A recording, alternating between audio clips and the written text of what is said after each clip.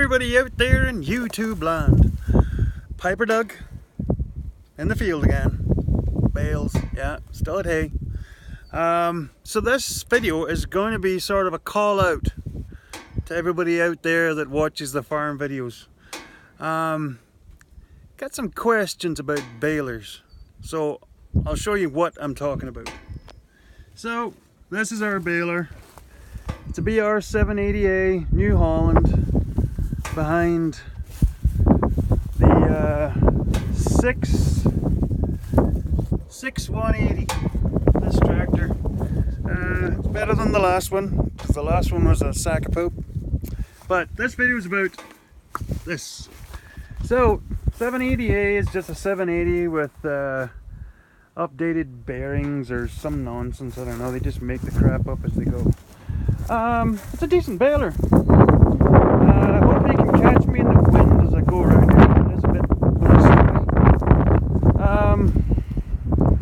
It's not a net wrap, as everybody can no doubt tell by the fact there's no box in the back. Get out of the wind here. So there's no box in the back, and all the fancy widgets and doodads and stuff that go on in there are not there. So, my question is, we've been having trouble with this baler, and we run a disc cutter header on our swather. Previous video shows that, but for anybody that hasn't seen that, we run an HW340 New Holland swather with a 16 foot disc bind header on it. Brilliant, love that machine, love it to bits. So what we did was we set the outward doors on the back of the header, the width of that's a mega wide, or as New Holland call it, the extra sweep. It's a mega wide, John Deere call it, whatever. So we set the doors up to be the exact width of that, and we're having issues, and what I can put it down to is the stuff that comes in off the edge of the header to the doorway bunches up into a rope on either side, and then in the middle of the swath it's a little thinner.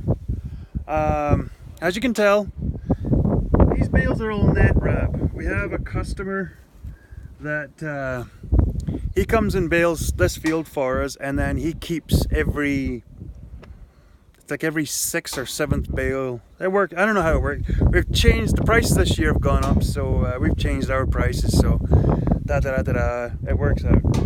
So he'll keep every so many of the bales, and he bales the whole field. It's a pretty good deal. He needs the bales, we need it baled.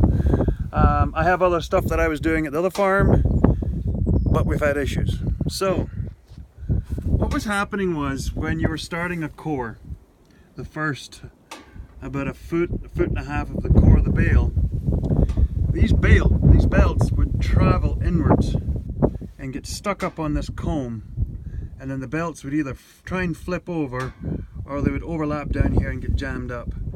And we kept breaking one of the belts. The lace would keep tearing apart because it would try to turn, and then it would put so much pressure on it because it's still trying to make a bale at the same time, and it would tear. So start stop issues, blah blah blah. So I was gonna ask and put it out there, anybody comment down below, give me your 10 cents, even if you have never baled in your life, have a go at it, see if you can figure it out. What I can put it down to is, like I said, it's lots of material here, lots of material here, not so much in the middle, so you end up with this weird shape, and that puts different tension on the belts and they travel inwards. That's my thought. Anybody out there that runs one of these and has this happen before, if you have a different thought on this, go for it. Because once the core is made and you get to about that 1.5 to 2 foot core made, it doesn't do it anymore. The belts all level out, stay straight. Doesn't matter if you feed it to one side more than the other, or you get to a light spot in the field where it is roped up on one edge and the other edge and nothing in the middle, it doesn't do it again once the core is made. But you got to get the core made before you tear the belts. I fixed that one belt 8 times and I'm getting tired of it, because They are very long belts and you have to wind them through. It's like 11 rollers. Pain in the butt. So, my question of the day, and this is to anybody out there in YouTube land. Why they never made a one-piece belt for balers? Just one big belt, 5 feet wide. Like the conveyor belt you get in that moving floor in the airport sort of stuff. Doesn't need to be heavy duty. It doesn't need to be like a mine, like a gravel mine, coal mine conveyor belt that's 3/4 of an inch thick.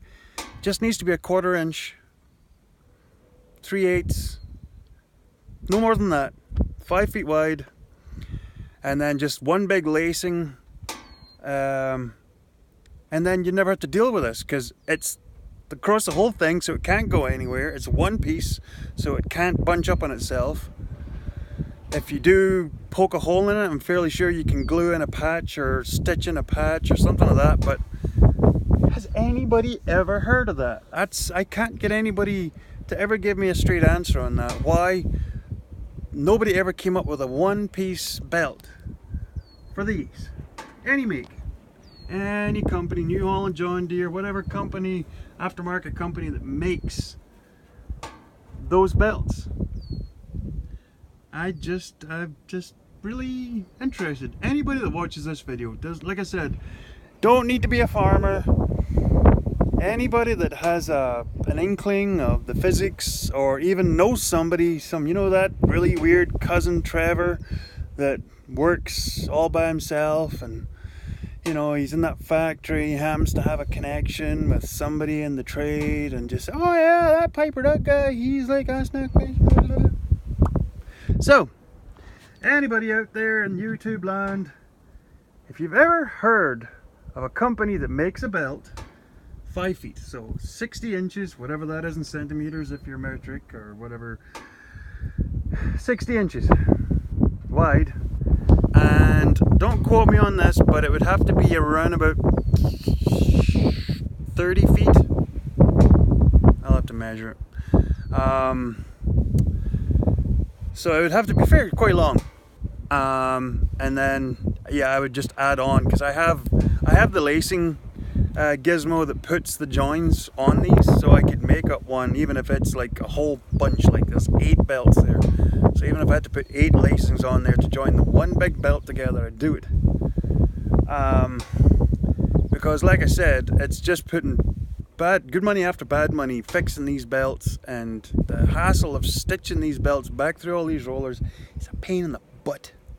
Believe you me, it's like a really nasty jungle gym that's trying to poke you and cut you and squeeze you, and yeah. So balers, great things when they work fine, but like I said, this baler here is really good, great pickup, wide. It has a stuffer up in here, these 2 rollers that come in here and here, and they stuff the stuff up into the baler. Old balers never used to have that. Stuffs the stuff up in there, so it's good at getting the stuff in there. It's getting it wrapped up. These belts. Now, when you're doing straw at harvest time, works great because the big swath coming out of the combine is nice and big and heaped up, and you just go hell for leather, and it makes bales and spits them out, and you just tramp on till you get the job done. This field here, well, it's over the hill there where the rest of the swaths are. These were big swaths. Now, over there where I was filming in the swather cutting this stuff, there was some hilltop stuff that was really, really thin. Those places, it was almost so bad where you would have to go off to somewhere where it was heavier, start the core on the bale, and then come back to where it was light, and roll that stuff all up into the bale, and then finish the bale off wherever. But you had to go and start the core where it was really heavy, or the belts would do the flippy floppy thing.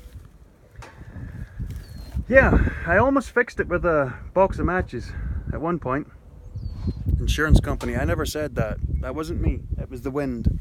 It's the wind behind me. Don't worry about it. So, everybody out there, put your comments in.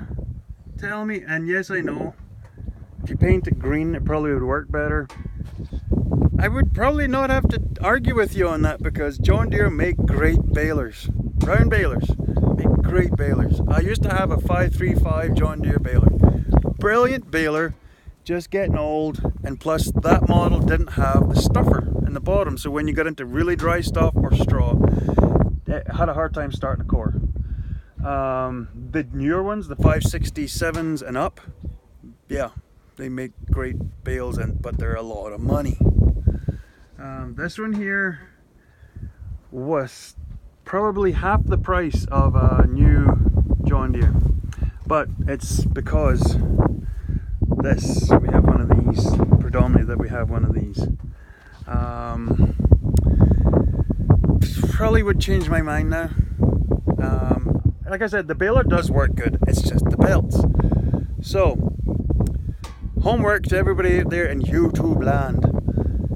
If anybody knows of a company that makes a belt that would be 60 inches wide, and as you can see here by my fingers, that's how thick it is. So 1/4 inch, no more, no less, 1/4 inch.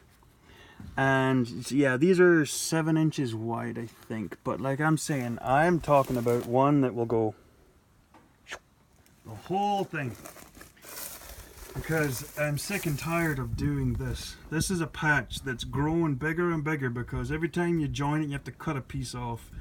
So then you have to keep making sure the belts are all the same length. They have to be all the same length or it pulls weird. Because like I said, it is an